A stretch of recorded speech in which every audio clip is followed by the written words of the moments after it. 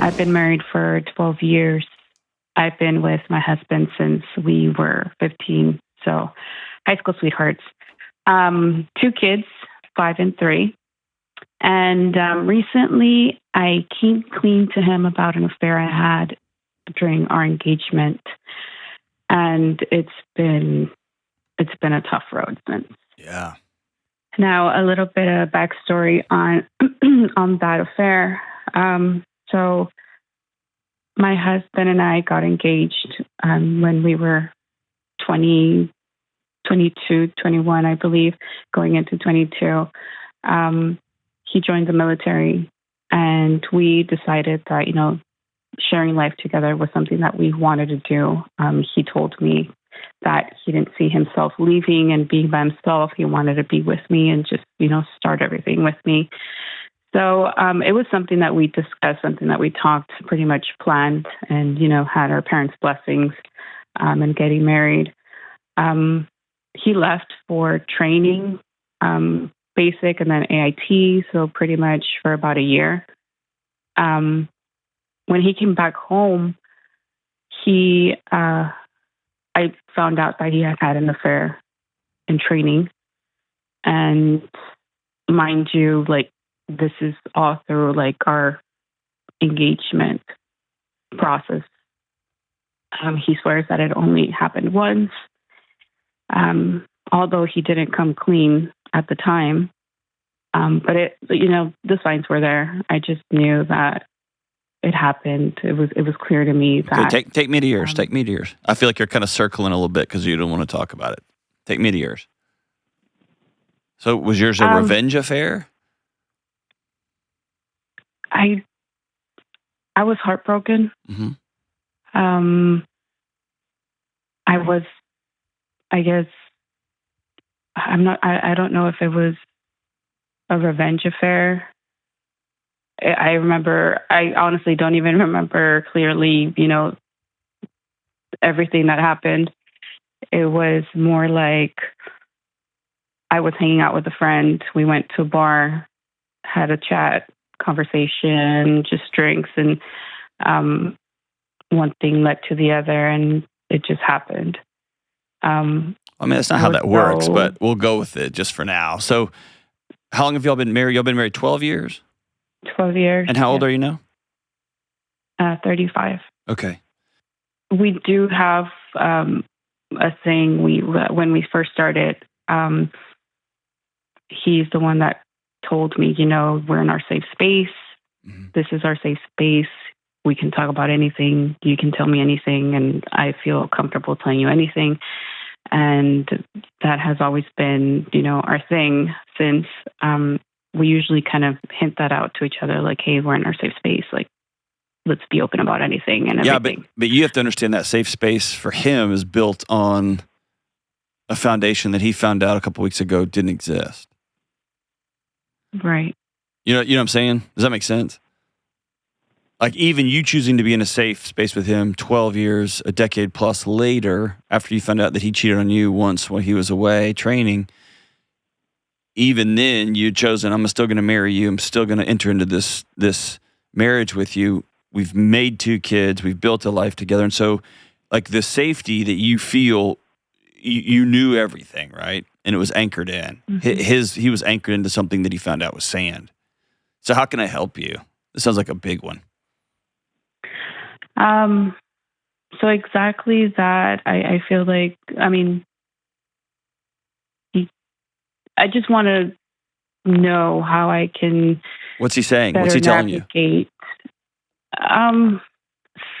Things along the lines that you just said. Things like, had he known before, he wouldn't have married me. Yeah. Things like things would have been different. Mm-hmm. He feels stuck now. I robbed him from a decision to make. He has 2 kids and a mortgage now. He doesn't trust me. He doesn't believe me. He sees me differently. Mm-hmm. I'm a hypocrite, liar. Mm-hmm. Nothing matters. And I guess it's like also disappointment that he mentions, and I guess just those things that he keeps or that he's said in this past week keep circling in my head. I know he's trying. He still tells me he loves me, and then like we've been intimate, and he tells me nothing. Like my feelings towards you haven't changed, but then he has days where he's like, everything has changed. Yeah. So it's like a big roller coaster. So listen, you're going to have to let him grieve a bit, and he's going to say things that probably, in retrospect, he doesn't mean. And I'm not saying it's okay. He probably would have still married you. I think if I'm him, I would be remembering back to how scary it was when I had to sit down, whether I got caught or whether I told you, whatever, sit down and have the conversation with you that he'd been unfaithful during your engagement. And then he'd screw like the shame he felt and how embarrassed he felt. And then for you to just go do the same thing and then keep it quiet for a decade. I think he's finding out that you're not who he thought he was, not because you slept with somebody 12 years ago or 13 or 14 years ago, but because he did something that's very scary for men to do, which is to go all in and create a safe space with somebody else emotionally, and not just someone to have sex with, but somebody like y'all talk about everything. Yeah. And the worst thing that could have happened to a guy who has the courage to do that is he found out he was anchored into something that the person he was being totally 100% open with wasn't being open with him. My guess is the betrayal is after 10 years or 12 years, he's like, who are you? Not because of what happened 12 years ago, but because of, oh my gosh, dude, we created the safest, most comfortable, most intimate relationship possible because we talked about everything. Mm-hmm. And so I don't like asking for a way to navigate this. Sounds like, how do I work around it? How do I hack this? How do we just get from here to there? And I guess what I would tell you is there's just going to be some sitting in it. This is hard. And I think the question is, how do I begin to regain your trust? I want to be married to you. I want to love you. And I kept a secret from you for a long, long time. And then he's going to get to set the table for what does trust rebuilding look like? And then you're going to get to decide, do I want to be a part of that or not? Because I think in his head, he loves you. He wants to be with you. Y'all made a family together. You're his person forever. And also, my gosh, who are you? I thought I was safe.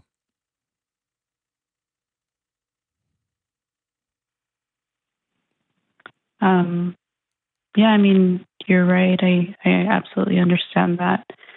And he doesn't get to be abusive and swear at you and yell and become a child. He didn't get to do that, but it doesn't surprise me that he's like, man, I never would have done this. And that's somebody who's just in a lot of pain right now because the ground they were walking on just dissolved underneath them. It's like walking over a sinkhole and the whole thing caves in.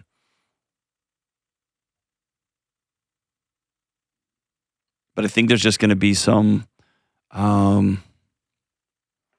don't know. I don't have any data to back up what I'm about to say, but I've just sat with folks who found out somebody had an affair, like a one-night stand. Somebody had somebody they met at work and things got out of control and, here we are.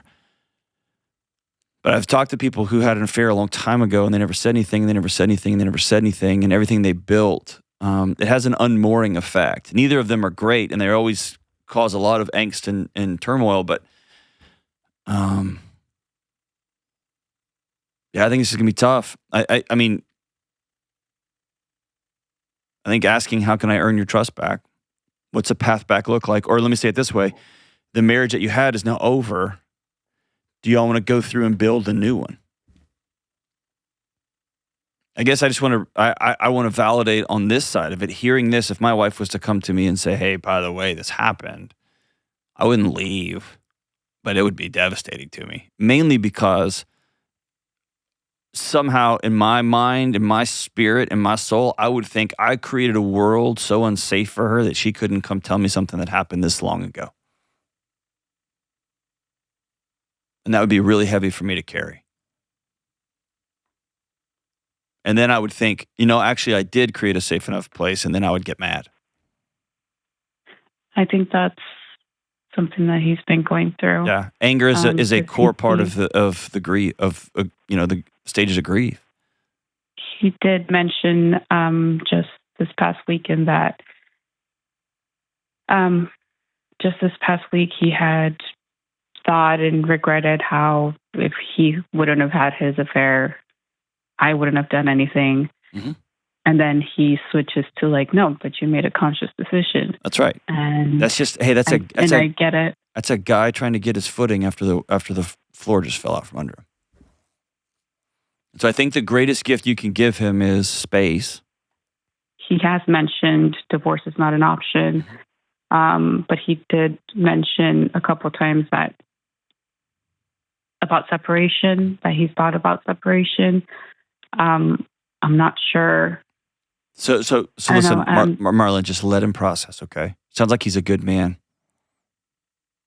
Sounds like he's trying to make sense. He just got dumped into the ocean. He's trying to figure out how to get his bearings straight so he could swim back to shore. And I think the greatest gift you can give him right now is to say, hey, the foundation of this marriage, like, he can't deny that you've shown up for him minute by minute, day by day, year by year. He knows that.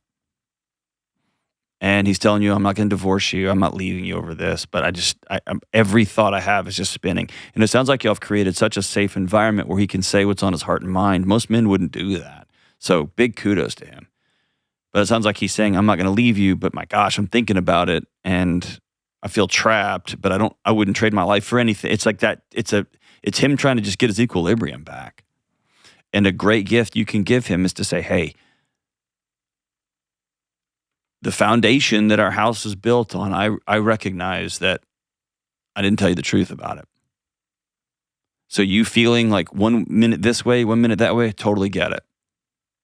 And I recognize that we got to rebuild our marriage from the floor up.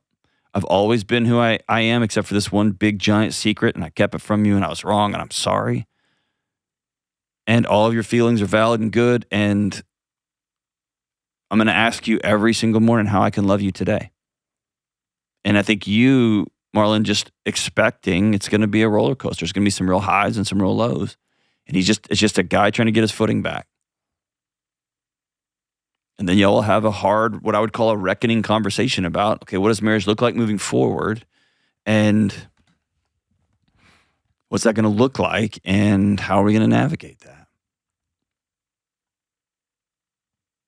But I guess I just want to reiterate the hardest thing in the world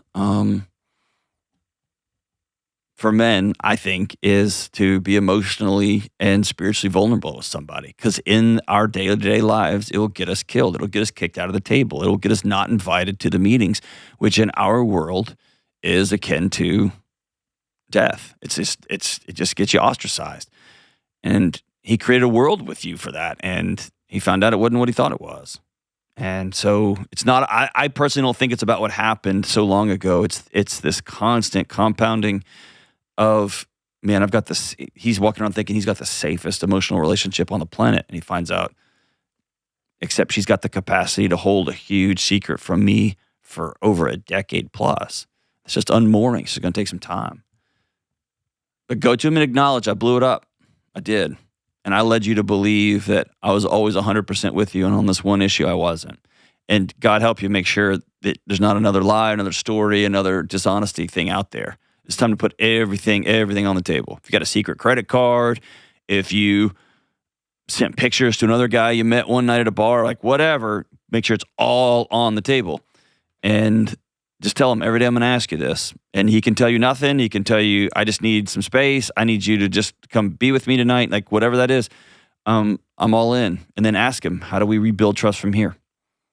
And he's going to get to set it down and go from there. This is a tough one, Marlon. And I don't know an easy way. The only way through this one is right through the middle of it. And by the way, you're going to need a couple of girlfriends that you can talk to and text and be honest with. You can't hold all of this by yourself.